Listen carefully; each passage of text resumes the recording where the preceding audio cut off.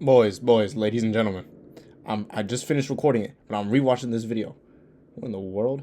Bro, this song is such a good song. Go listen to this song. Anyway, I'm rewatching this, and we put chapters in the video. Oh my gosh, I'm advancing as a YouTuber. Can you guys believe this? I'm proud of me, bro. I'm just understanding this. I have no idea how to. Okay, let's get to the video. Let's actually get to the video now. Like, I was gonna sit there and like throw in a bunch of funny images, right, and then just scramble them around, just like a collage of a bunch of stuff. And I was like, that's so much work. It's a lot of work. Anyway, episode 3, order blocks were here. Bam. If you didn't watch episode 2, liquidity sweeps, highly recommend you go do, because liquidity sweeps and order blocks go hand in hand. Liquidity sweeps actually form the order block. So, and if you haven't watched episode 1, go watch episode 1. So, let's get straight into it. Hopefully you guys are enjoying this series. I don't know if you guys are. I don't know if you guys are learning. I mean, some of you are commenting saying you are, and that makes me really, really happy. So, as long as you guys are learning, as long as we could all take away something from this, because I'm rewatching these videos too. So let's get into episode 3, order blocks. We're going to go into how to spot them, how to properly plot them, and how to execute off of them. So, and when they do get formed. So let's just dive straight into it. I want to go in first and show you guys some examples of some order blocks that could possibly be plotted. I will go on actually 3 pairs. I'll do gold, NASDAQ, and S&P, because I know a lot of you trade one of those 3 pairs. I would do US 30, but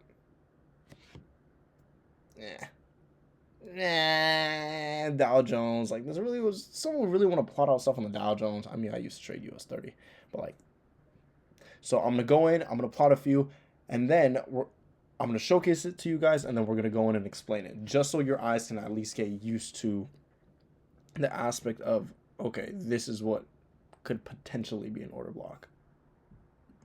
So I plotted a few examples. I plotted 5 on gold, 4 on S&P, and 1 on NAS. And I'll explain why. Well, primarily because S&P and NAS mirror each other, so you didn't need to actually go in and plot out 50. But I'm going to show you guys examples of order blocks, and I want you guys to remember, order blocks are formed when the liquidity sweep happens. I'm going to show you an example with this. If you watched the Friday trade recap, you would have known I should have played the sells to the downside. I think I said that in the trade, or not in the trade, in the recap. And if I didn't, when I was going in back testing, I realized I should have played the sells to the downside. Let me explain why. Here, we swept highs. Remember, hourly time frame. We broke structure to the downside, meaning we were going down. Remember, I emphasized bias in episode 2. And I emphasize bias so importantly, because if your bias is wrong, you will get stopped out every single time. So important that your bias is correct. Here we're going downward. Remember, it's abnormal for a price to take out highs right now. Some people call it manipulation. Some people that trade ICT. Some people call it a fake out. Some people call it a liquidity sweep. I mean, you could call it, whatever you want to call it. Doesn't matter. But this is a liquidity sweep. Right here, we came up, took out these highs for liquidity. And remember, when you take out highs for liquidity, this entire price range of the move from 196172 all the way to 196978, don't laugh at that, 196978 forms an order block. Why? Because from here to here was where orders were able to get filled, pushing price, taking out this high to the upside. Let me explain in simple terms, in 5th grader terms. From here to here, we took out this high, right? From here to here, this high got taken out. This move up that took out this high, remember, line chart. Well, you have to count the wick. But from here to here, that's where we took out that high, taking out liquidity. That price range was where we were able to fill orders. So this formed then an order block. And then you could see what happened after. We broke structure to the downside following that downtrend market. And so, and I can't make this up, what did price do? It retraced back into the order block to fill more orders, broke 1 hour structure to the downside, and kept moving downward. Also taking out these highs right here. So if you would like to say, yes, this essentially did form an order block from here to here, if you did catch on to that. And if you didn't, too slow. I'm joking, you'll get it eventually. But if you did, then you would realize this formed an order block right here, a price range where we took out this high from 194476 all the way to 196485. This, if price retraces upwards, is a price range so where more orders can get filled, pushing price to the downside. Are you starting to understand it? Let me show another example. So hopefully you guys can. Right here, we took out this high and this high. Then we thought we were bullish, broke structure to the upside, to the downside. I'm tired. I just got back from the gym. I'm going to be so real. I had a crazy workout today. Maxed out full stack tricep push downs. Perfect form. My brain's fried. I'm going to be so real. And we got to go eat more food. Just drunk a shake. Got to drink another shake. Oh, got to hit our protein macros. It's a lot. It's hard, bro. It's hard. Winter has started. I'm sleepy. But okay, enough of me ranting. Right here, from this price range of 1986.05 all the way, well, it's all the way up here to 2003.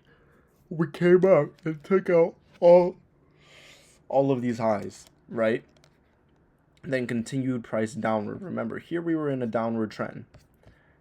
Well, some people like to call it a channel. I just call it a trend right there. Bam. Bam. We were in a downward channel, whatever the case is. Price came up, took out these highs, then continued to continue that downward trend, pushing price back to the downside. This then formed a selling order block to where price action tapped back into, and this was the $11,000 one we had. Price tapped back into, filling more orders, pushing price to the downside. That's it. Here, we did have, well, I don't want to get into that. Do I want to get into that right now? No, I'm going to wait for the NASDAQ for that one. But took out liquidity right here and here. Well, here and here being here and here. Exact same thing here. I can't make this stuff up. Came up, took out liquidity here, took out these highs. Remember, we are in a downtrend market. Lower highs, lower lows, lower highs, lower lows, lower low, higher high, broke structure to the downside, continuing lower. I can't make it up. Following that downtrend market structure, so price came back up. What did it do? Wicked back in for 1 hour. Remember, these are also hourly order blocks. Filled orders, push price back to the downside. I can't make it up. I cannot make it up. Another example here, I wanted to plot one that maybe wouldn't be too noticeable. Price started forming higher lows. Well, higher high, higher low. Same thing. And then lower low, taking out this low for liquidity. Right before pushing price higher, creating a new higher high. Forming an order block, so when price came in and retraced into it, look at that. We wicked for 1, 2, 3, 4 hours of rejection. We filled 4 hours of orders within a 1 hour order block, pushing price back to the upside. And actually, funny enough, it tapped back into it one more time before that major move to the upside. Remember, order blocks are price ranges where orders were able to get filled. That's it. They were able to get filled prior due to the liquidity sweep. The sweep happened from 1796 all the way down to 1768. That was where the sweep happened. That is where we took out these lows of 1974.9, pushing price to the upside. So what does that mean? If we did that, then we could possibly expect a retracement for the order block in order to fill more orders, pushing price in whatever direction you're looking at the order block in. And the last one for gold, because I did S&P too, right here. We were chopping here, price came up, well, came down, took out these lows for liquidity. You could clearly see we're in uptrend market structure. Then push price back to the upside. Price broke structure upward, tap back into the order block, And boom. Look at that. That is a crazy boom. I wish I would have traded this. I don't, was there news this day? Friday, October 20th. I think I did. Yeah, this is when I got funded for one of my accounts. Yeah, just boom, back to the upside, right? So I can't make it up. That is a few examples on gold. So remember, the order block gets formed when the liquidity sweep happens. The liquidity sweep must happen. It must happen in order for the order block to be formed. But you can use order blocks as retracement tools in order to get better entries compared to, unless you want to enter on the liquidity sweep, which you have to be very precise with what is a liquidity sweep and what isn't, or break a structure. But another thing I'll tap into, well, talk about, is fair value gaps, because a lot of you had questions on that, and that is going to be the next episode, fair value gaps. But another example here, I did it on a 15-minute time frame, a lower time frame, because I know you guys execute on smaller time frames. Here we had an order block, came down, took out this low right here before making the crazy move on Friday. I hope some of you caught this move, because it was an absurdly stupid, crazy move. I know some traders that made so much money off of this move. I wish I would have traded S&P this day. This was a beautiful move. Here we formed the order block, but guess what? We never tap back into it. Note, sometimes you don't need to tap back into order blocks. Order blocks will not always be tapped back into. So don't always sit there waiting for a retracement for an order block. You have to be able to sit there and know, hey, do we have enough liquidity in order to make the move? And how do you know this? Look at me real quick. Oh yeah, I was rewatching this clip. I gotta put them together. It's a lot of work putting these clips together. I'm not even gonna lie, right? So anyway, how do you know? Look at me. Look at me right now. Pay very close attention. Attention. This just turned into an ASMR channel. I'm joking. That was a joke. This channel's whatever we want to make it. This is our channel. It's a group effort. Anywho, actually getting into it. We took out one. Don't even... Do I really have to sit there and count the lows for you guys? Look at this move. And look at all of these lows we took out for liquidity. We had more than enough liquidity. I'm not saying it was bad in order to wait for this move. You know, in order if you would have waited for this order block. But you have to know how to pair other retracement tools, just like right here. If you spot it, brownie points, this fair value gap right here. This gap within the market, this imbalance that price did retrace into, rejecting heavy, pushing price to the upside. If you would have entered off of this, this would have been an A+ setup. 100% would have been an A+ setup. You got every confluence to enter this. Swept lows, formed an order block, didn't tap back into the order block, but it did tap into the fair value gap. That would have been more than enough. Your entry would have been right here. Stops below these lows. Target these highs a day. 1 of 4 risk reward. Throw 4 or 5 grand into this trade, make 20 grand in a day. There you go. There you go. Like, there you go. And then 15-minute, same thing. Price came up, took out highs. At this point, I'm just showing you guys the same thing over and over and over again, hoping that you guys get it eventually. And I need to take a piss. But right here, came up, took out highs, pushed price to the downside. What did price do? Retrace back into the 15-minute order block, filled more orders, going downward. That's it. Here, there was another order block formed. We were in an uptrend, micro uptrend, but price came down, took out lows for liquidity, broke structure to the upside, formed a 15-minute order block, price tapped back into it, rejected for an hour, then pushed price back to the upside. Like, I can't make this stuff up. I wish I could, because then I would be able to create a crazy course and scam. Am I allowed to use that word on YouTube? I'm joking. Don't scam. Don't scam. I hate that this industry is so scammy. I just can't stand that. Actually, you know what? I am gonna go take my piss because I need to go relieve my bodily fluids. We have to be proper with our grammar here. Bodily fluids are scientific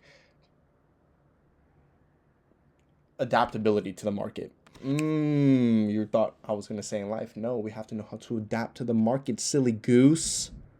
Silly moose. HIPPO. Gorilla, monkey, bear, orangutan. Okay, I'll stop. Okay, I'll stop. Okay. Wash your hands. Remember to wash your. If you're not washing your hands, oh my gosh, we have permanent beef after you take a piss. And you're not washing your hands. We is fighting. I promise you. Anyway, now we can get back to charts. You feel me? Whoa, DJ, I can't throw in music. I think I gotta get copywritten. Anyway, see, not copyrighted, copywritten. Proper grammar. Anyway, same thing here. Price came down, took it this 15-minute low. Bam. Liquidity. Bam. Formed an order block. What did price do? Wick back into it. Remember, wick stand for rejection. Push price back to upside. I can't make it up. But now, the last thing I want to highlight in this, before I give you guys some homework, is this setup right here. I mentioned fair value gaps. A lot of you guys are killing me about fair value gaps. I don't know why you guys want to know about fair value gaps so much, but we're going to get into it in the next video. Shawty, chill, you feel me? Okay. So, right here, I plotted out a 5-minute order block. Remember, order blocks are on every single time frame. 1 minute, 5 minute, 10. I don't even know why I have 10 minute there. Who trades on 3 minute? If you trade on 3 minute, you're weird. 30 minutes kind of janky too, I'm not even going to lie. But 1 minute, 5 minute, 15 hour, 4 hour, daily, weekly, monthly, yearly, generationally, like. So right here, we have an order block. Why? Why do we have an order block? Answer the question. I'm giving you 5 seconds. Why do we have an order block here? What is price doing? What are we doing? Bullish, right? All right. Let me turn off the magnet. Right? Bullish, right? Note, I don't actually trade with channels. I'm just doing this to help you guys get an understanding. We're bullish, right? Yeah. Then what did we do? Price took out this high. You're following along, right? You should be saying the words for me. I shouldn't even be saying it for you. Took this high. Broke structure to the downside. Meaning now, forming a lower low. Came back up. Retraced into the order block that it filled. Because now it's changing market structure. Melting to the downside. But look what it formed when taking out this 5-minute high within this order block. Bam. Bam. Wait. Bam. If you don't know what this is, open your eyes. Oh, I was going to say something. Okay. I need a filter. This isn't a 1 hour fair value gap, but formed a fair value gap within here. An imbalance within price action. We're going to dabble into imbalances next video, but if I could use it in short terms, an imbalance, how you know what is an imbalance compared to what is not, is based upon how the wicks close. Right here, we have an imbalance. Why? Because there was no wicks within this price range. No contradicting orders within this price range that failed the candlestick. Pause. But we'll dabble into it next video. Like, actually dabble into it. This would have been an A+ setup to take to the downside. If someone took... Shoot, this makes me want to trade NAS. And I have friends that trade NAS. And they're not profitable with it. That was a joke. Because I know they're watching these videos. That was a joke. That was a joke. Right here. Take this sell to the downside. Target these... Okay, not that low. Right here. Get down low. Okay. 1 to 3. Throw in $4,000 into this trade. Make 12. Bam. There you go. There's your win. Like, I can't make this stuff up. It's so relatively easy. But you have to be able to sit there and just plot them out. You have to. I sat there over 2,000 times and went in, plotted out liquidity sweeps, order blocks for value gaps, break of structure, market structure, like everything. I sat there and just plotted out time and time out, until it became like clockwork. That's what you need to do. You need to put in the work, because if you don't, you're going to be clueless forever. Indicators will not fully help you in the sense of trading and being profitable. It'll help give you an understanding.